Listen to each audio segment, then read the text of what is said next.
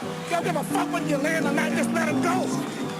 Don't worry about you, you're gonna be a shitty fight, but you gotta let punches go. Last round. You can't wait until they get, if you miss it, bang, go right back. And don't take 30 seconds to start another fight. Alexander, I'm the best ever. There's never been anybody like me. I'm Sonny Liston, I'm Jack Dempsey, there's no one like me. I'm from Nairclaw, there's no one that can match me. My style is impetuous, my defense is impregnable. Look at that combination. And the turn. I kept telling him he had no punch, he couldn't hit, he's swinging like a sissy, he's missing, let me see your box. I hadn't started dancing yet. A tremendous motivational first round, and Hearns gets hurt. Hearns got stunned. Hackle was stunned early in the round. Great first round. Incredible. Perhaps one of the best in middleweight history. That black guy, he hits hard. Fire! What's going on, my boxing folks? Welcome to another episode of Hands of Fire Boxing Talk. I'm your host, George Dampier, writer and reporter for RealCombatMedia.com. And what a Saturday. Full of fights. Had cards in England, cards here in the States, and the main fight that everyone had their eyes tuned on was the main event in England, Golovkin vs. Kell Brook, where Gennady Golovkin scored a fifth round TKO. Somewhat of a surprise stoppage for some. Inevitably, it was the appropriate call. And, of course, the little drama show that is Roman Chocolatito Gonzalez coming off a unanimous decision over Carlos Cuadras and a very grueling and physically evident struggle for Gonzalez. Not in a way that it probably sounds to, or at least in the explanation of Carlos Cuadras, who believed he did enough to win. I disagree, but we'll talk about that later on. First things first is this, what the big event was, not a big fight, because obviously we got the outcome that everyone expected, but a little surprise for some in the performance of Gennady Golovkin. Now, going into the fight, around the final press conference, which was, I believe, Thursday, and the weigh-in, there were some that were saying that Golovkin didn't look right. You know, that he looked either ill or that he had somehow drained himself, even though he consistently weighs in at 158 pounds, just about. But I was one of the few that I don't know, I didn't see it. I didn't see any sunken cheeks or anything evident of someone who was sick or ill. However, though, let's go into the breakdown of the fight, and we'll evaluate that with, what ended up taking place. Now, the fight started off pretty intense. I mean, well, not intense, but active, should I say. Golovkin really just going right at Brook, and it paid off eventually, because within about a minute and 20 seconds, Golovkin had already had Brook hurt, specifically with a hook to the head and following to the body, where he actually had Kell Brook stumbling a little bit. However, the fight had seemed to not really swing, but it was a bit of a different performance. Golovkin clearly having a total lack of respect for Kell Brook's power, just seemed to throw anything, really. His hook, which is usually his money punch, which he can barely ever miss, was, even though it was clubbing at times, there was a few times he was just swinging and missing.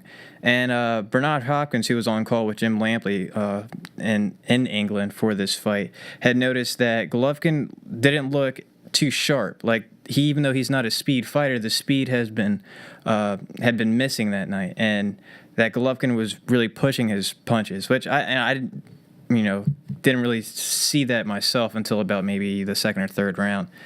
But the second round, speaking of the second round, was probably one of Brook's best rounds. He was definitely being on the back foot, which I didn't think would be, it was going to be a matter of time that he was going to have to do that. I actually thought that Kell Brook would try to, smother Golovkin, somewhat in a way that he dealt with Sean Porter, but, I guess he learned early that he did not want to be in that wheelhouse. So he was on the back foot and countering very well, actually, effectively for a little bit. But the only problem, which was one thing I took note specifically around the fourth round, I want to say. The fourth round is what it's really evident that, he was slipping effectively, but he was definitely taking about, 3 out of the 4 punches that were being thrown. Like, he would do really well to get off the initial punch, but then, still take a few here and there. And it would eventually go to break him down. Now, Brook's corner, who Dominic Engels, his trainer, came in to throw in the towel after about a minute and 50 seconds into the fifth round, which was just a straight pummeling, really. Golovkin came right out the bat and just swarmed Kell Brook with a barrage of punches. A lot of them landed clean, and then, Brook would make Brook trying to taunt his way, putting his hands up in the air, saying, like, is that all you got? And as acknowledged by Bernard Hopkins, that's usually just a way of, when you're saying it's not hurt, that's kind of usually when it did hurt. But Dominic Engel would go on to say that Kell Brook was telling him after about the second round that he was having trouble to see out of his right eye, which prompted him later on through that barrage where he was taking so many clean punches to stop the fight, even though it took the referee about 15 seconds to actually acknowledge him, where he just had to hurl the towel damn near at the referee's head. And this referee, to note, is probably one of my least favorite referees of all time, next to Richard Steele, who this referee was famously known for giving Lucien Boutet an additional 8 seconds when he was at risk of suffering his first defeat. But that's either here or there. But, so the fight was stopped. And later on it would be reported that Kell Brook had broken an eye socket. So, in retrospect, while many were, you could actually hear the crowd booing when they saw Dominic Engel on in the corner standing on the apron.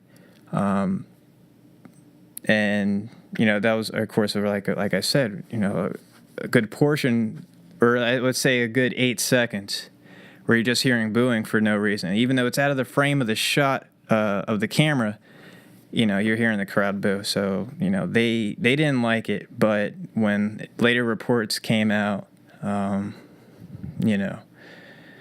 guess it was justified. And even as a fan, I was, while I was, as a fan watching it, I kind of wanted to see it go on a little bit more, and I was disappointed that it stopped the way it did. But, again, it's justified. You're not trying to see a man, end up like Antonio Margarito, who is now having to deal with the boneheaded decision of his corner and himself, where defense is no priority.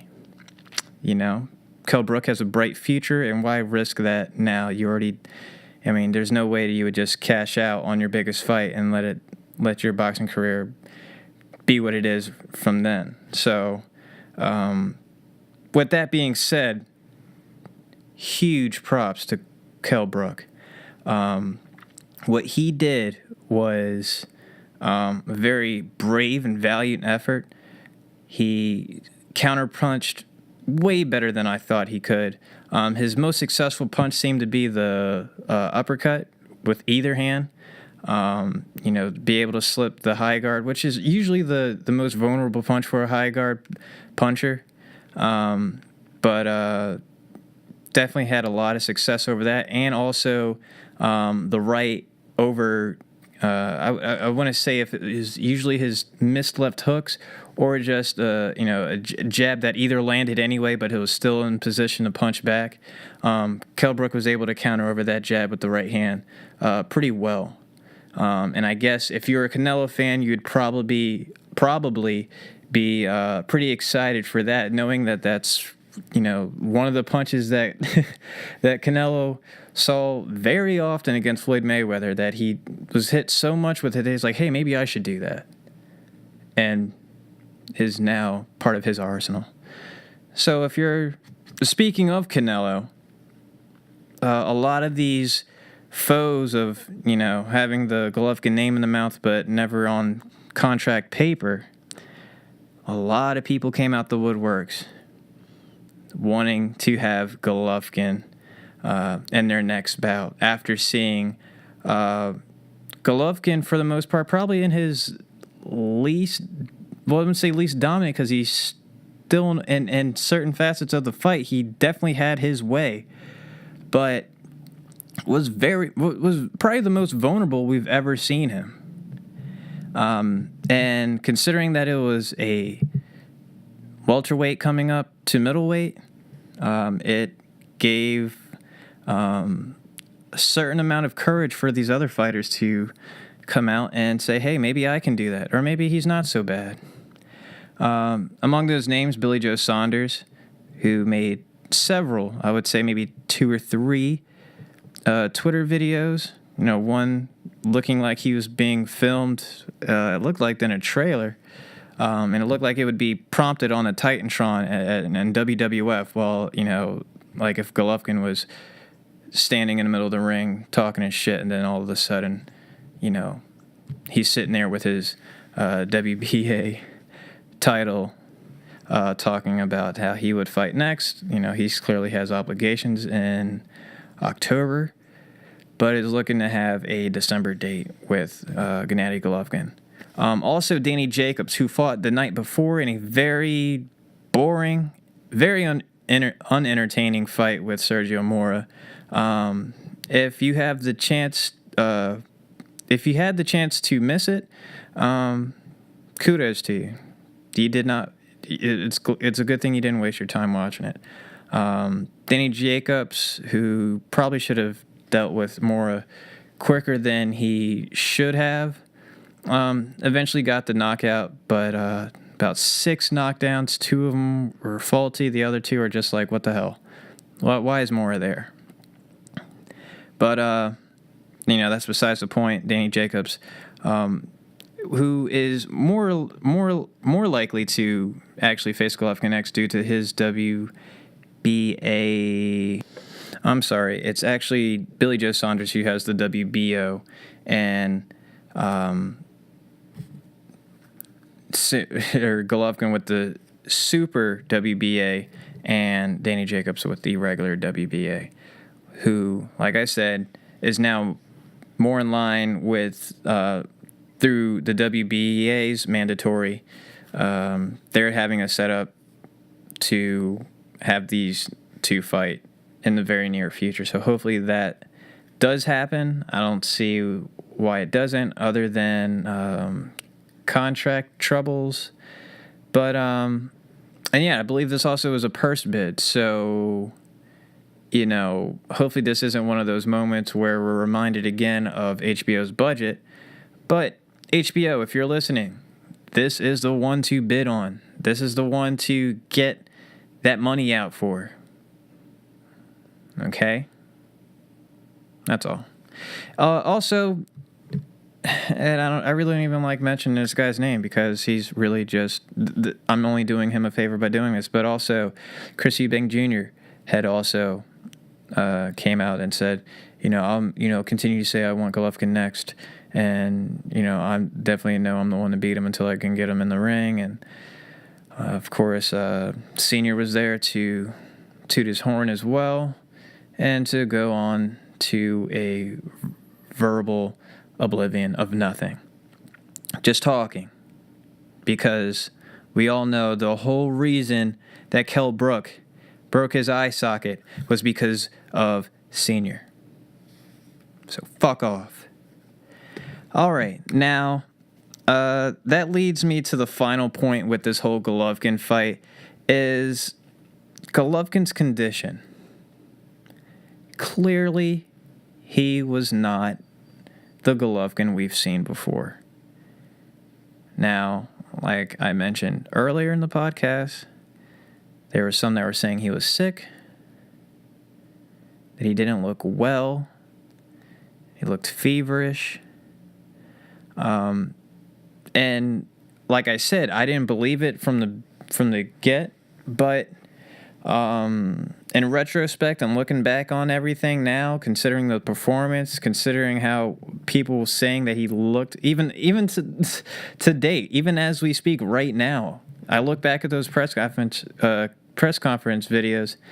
I really didn't see what it was. Maybe it was just the coloring on the phone that I was watching, and maybe he just didn't look pale, or maybe it was just dark. I don't know. I was expecting something more visual as far as what everyone else was catching on. I didn't see it. But considering the performance, though, and what even Bernard Hopkins was harping on about Golovkin not really looking so sharp and pushing his punches, those are all signs of a man who is not at tip-top shape. Not as far as his preparation, but just his overall well-being. And all signs lead there. Now, people are going to turn to this and say this is an excuse. But this probably is the best situation that could have happened for Golovkin. I mean, look at it now. You now have all these comers of people who were so reluctant to fight you before. And you have Canelo Alvarez, who's going to be following up this week and hopefully not struggling with Liam Smith. And, if he doesn't struggle with that, and, I think he will have a bigger, or at least a tougher fight than Golovkin did this past Saturday, and we'll talk about later on.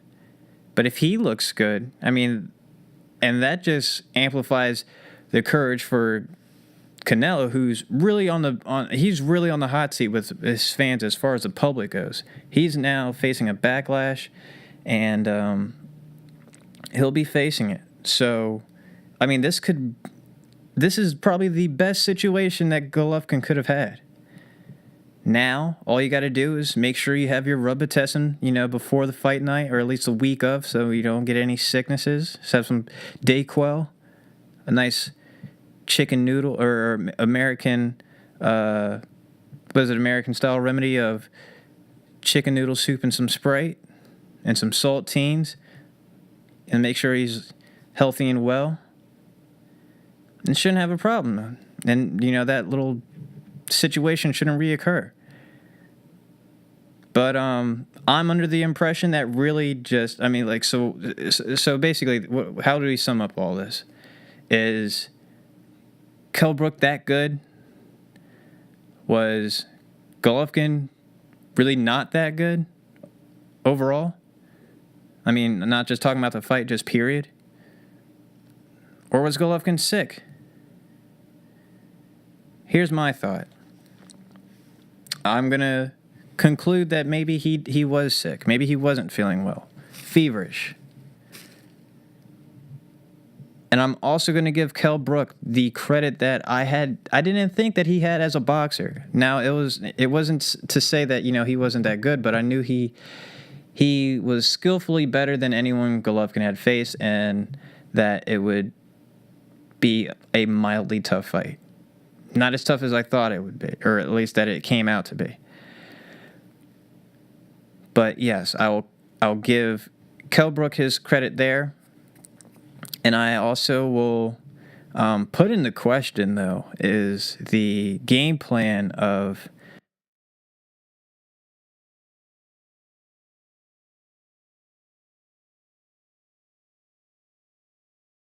of Abel Sanchez, who usually is the mastermind of all of Golovkin's game plans for his fights. Golovkin has said on numerous occasions that he just trains and Abel Sanchez does the film work or the film study and comes up with the strategy for the fight. Either it was a shitty game plan, or Golovkin just went rogue on and said, fuck that, I don't need a game plan, I'm just going to go at him and get rid of him. Or maybe because of his sickness that he went with that game plan. You know, it's compelling in a way. But what I will say is Golovkin did not look good, so I will give him the health benefit, if you can call it that. And Kell Brook is pretty damn good.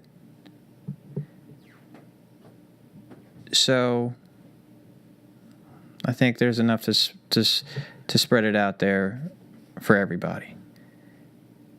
So on to the little drama show, who not really was the feature attraction, even though these two have shared cards now 4 times, or at least shared the same event on HBO. Because remember, these 2 fights were one, the Golovkin fight was in London, and Gonzalez was aired and or at least live performed, whatever, in Los Angeles. In Los Angeles with Carlos Cuadras, who was the WBC bantamweight champion. Remember, like I mentioned last week, Gonzalez was moving up in weight for a unprecedented 4th division title in Nicaragua, that is, doing something that his mentor, Alexis Arguello, failed to do against Aaron Pryor. Came up big and won a unanimous decision. On the judges' scorecards read 15-13, 116-112, 117-111, which is pretty out there card. I don't know if it was that dominant. But hey, the right guy won. If you guys didn't see this fight, you missed a really good fight. This was great action. Gonzalez definitely proved his caliber in this fight. Now, the way things finished off, you might second guess yourself, but let's just go from the beginning to the end. Now, Gonzalez applied. And before I mention this, Gonzalez also had shared camp with Gennady Golovkin and Big Bear for the preparations for this fight. And it almost looked like a little Golovkin to start off this fight. Even though he was a smaller guy, it was him pressing the action toward Cuadras, who had Cuadras on the back foot, trying to box, and just Gonzalez doing what he usually does, overwhelming with volume. And just sneaking in hard shots on the approach of just going into the range. I mean, he just finds his shots so well. It's admirable, man. And he was, for me, won the first 5 rounds. And even on Harold Letterman's scorecard, it looked like it was going to be a wash for a little bit. But slowly and surely, as the fight progressed, Cuadras was backing up Chocolatito and was landing some pretty good shots. But also in between, I believe it was either the 5th or the 7th round. I believe it was the 5th because it was somewhat early. There was a headbutt to the right eye of Gonzalez, which started a little swell. But there was right hand that was coming over the top that started to swell on the other side of Gonzalez's face. So he was carrying some bruises going into the later stages of the fight. And you could tell that it was a lot of that body mass and just the weight of coming up to a new division was really starting to wear on him, especially toward the 9th, 10th, 11th, and 12th. I mean, he was struggling, bro. He was having trouble. He just could. Well, definitely the pace he was setting was tremendous, and I think he probably overestimated, or at least underestimated, the I wouldn't say maybe the quality, or maybe just the stature of fighting at that weight, thinking that he could just do what he usually does on smaller, or not smaller guys, but guys in smaller weight classes that he did before. So, I would say Cuadras probably did win a few later rounds. Nothing, though, that would be so, or at least not as many that would prompt me to think that a draw could occur. I did see, while Gonzalez was still having a little trouble to, I guess, keep pace with the fight, he still did enough. As long as he, didn't get knocked out, he was always going to win the fight to me. So, with that being said, there was a few that, were shocked that, well, I wouldn't say there were a few that were shocked, but there are some that were saying, oh, well, this should have been a draw, or they actually felt Cuadras won, or it was a robbery to have the fight that far in between. 117 to 111, no. 115, 113, that's actually closer than I would think. I would say probably like the 116, 112 sounds about right. Yeah, so, the right guy won. You got to take in consideration of what Chocolatito was doing in there as far as his achievement, man. He was making history. He's going up in weight to a fight he's never fought at before. Did well, very well, against a high caliber fighter.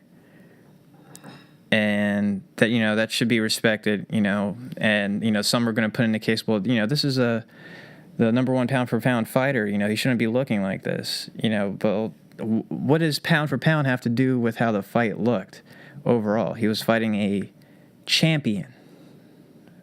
Now, that can also put into question whether you think his reign as pound for pound because of his dominance, and considering what Andre Ward and Sergey Kovalev can do in November, may be able to change that. But however, I take the achievement over the result for right now. So, that being the case, let's briefly go over Kamegai's TKO over Soto-Karass, which another fight I predicted right. I got all my picks right this week, so you should probably come to me for predictions, or if you're a betting man, check out my picks. But a fight that I literally had. Even you look at this past podcast, I almost hit the nail right on the head. I would figure Kamegai would know his problems that he took care, or know the problems that he had last fight was pretty much just his endurance. Fixed on that, up the work rate, and just really beat the will out of Soto-Karass. And all the judges by the end of the fight had it 78-72. Pretty dominant performance. Who does Kamegai face after this? I don't know. He's probably just going to be another gatekeeper for someone else on the, welterweight rise. So, that being said, let's mildly go over this week's big fight, which is Canelo Alvarez versus Liam Smith. The fight will be taking place at 154 pounds, and also, like I mentioned earlier, with the Golovkin fight, it's going to be interesting to see what the post-fight interviews will reveal here, and what exactly is newsworthy coming out of those interviews. Considering that Canelo takes care of business and wins. Now, if he looks bad, probably won't mean anything. It means he still needs to go into the garage, tune some things up. But if he comes out doing what he's supposed to, I'm going to take a mild guess and say that he's going to talk some shit. So, that being said, as you can hear the outro music, Lupe Fiasco's Superstar, appropriately labeled for this fight, because really Canelo Alvarez is doing an experiment with his fight fans, considering the thing that he can just fight whoever and his fans will show up. Remember, this is taking place in AT&T Stadium, not Dallas Cowboys Stadium, formerly known as, where it's looking like he's going to be not filling up the stadium, because obviously it's like 100,000 seat stadium, I think. It might be a bit exaggerating, but that might be accurate, actually. Turns out he at the very moment has there's 30,000 sold, with maybe 20,000 more on the date, or at least on the day of the fight. That's a lot on expectation. To expect that like 20,000 people to just show up. Is that normal? Someone get back to me on that. Anyway, so Canelo, if you are what you say you are, a pay-per-view superstar, don't forget this is on pay-per-view. This isn't on HBO. So, man, I'm not expecting this to look as good as Golden Boy thinks it is. It's gonna be tough. You're demanding people the American public to see Canelo fight a guy that no one knows of. And it's a shame because, to the boxing fan, if you look up your fights, the hardcores, Liam Smith actually is a pretty decent fighter. And he's actually probably, I would say, the heaviest opponent naturally that Canelo has faced in his past two fights. Well, obviously over Amir Khan. But even Miguel Cotto, who was the quote-unquote lineal middleweight champion. So, and I would say he's probably bigger than, well, I don't know. I don't know about James Kirkland, because maybe James Kirkland actually might have been going down too much in size for what he was facing. But what do I preview for this? What is the prediction? I don't know. I think it's actually going to be a bit more competitive than people initially think, or at least I initially thought when I first heard he was fighting Liam Smith. But I would say that it's going to be very mildly competitive up to about 8 rounds, and hopefully, you know what, fuck it, I'm going to go out on a limb. I'm going to say Liam Smith makes Canelo look bad, and he goes all 12 rounds, and with Canelo stealing a decision because he's in Texas. Okay, I don't think I need to even explain what that means. He's in Texas, so he's going to get a decision. And Liam Smith comes out pretty much with the high popularity due off that fight. So, that being said, that's it for me. I'm out of here. I feel like I want to do another little segment on here, at least to delve in more on to this Golovkin nonsense. So, be on the lookout for the rest of the week. I might have something up Friday, Saturday. So, that's it for me. Keep your hands up, y'all. Hands of fire, boxing talk.